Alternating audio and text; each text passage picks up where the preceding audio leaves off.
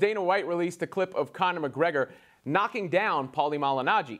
How would you classify this much disputed moment?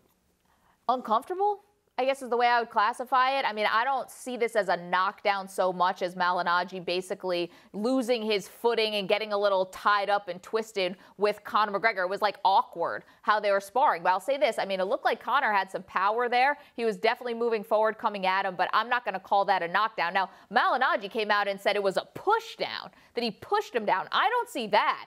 I don't see the push. I see footwork and two guys getting tangled. And if we're being honest, this is probably the best strategy that Floyd's going to have, even though he might, or excuse me, that Conor's going to have, even though he might run into a Floyd right hand. Because he has to keep coming forward. He's going to have to initiate all of the action, and he's got to be prepared to take a couple in the face if he's going to have this type of game plan. Yeah, of course, this is a very small sample size from the sparring footage, and I don't change my mind at all about McGregor's chances. I think his best strategy is to be as unorthodox as possible. I still don't think he can defend himself against Floyd. As far as what actually transpired, I would go with trip more than anything. Maybe it was the little push that knocked him over, but it looked like their feet got tangled, and that's what caused Paulie Malignaggi to fall down. Regardless, I don't think it would ever be classified as a knockdown. And that's important for the semantics of a fight, right? Sure. You see this happen in actual boxing matches where a guy hits the canvas and it has to be judged whether it was a knockdown or not. That would not be a knockdown. No, it would not be a knockdown. But then let's also remember, I mean, this is no disrespect to Paulie Malignaggi, but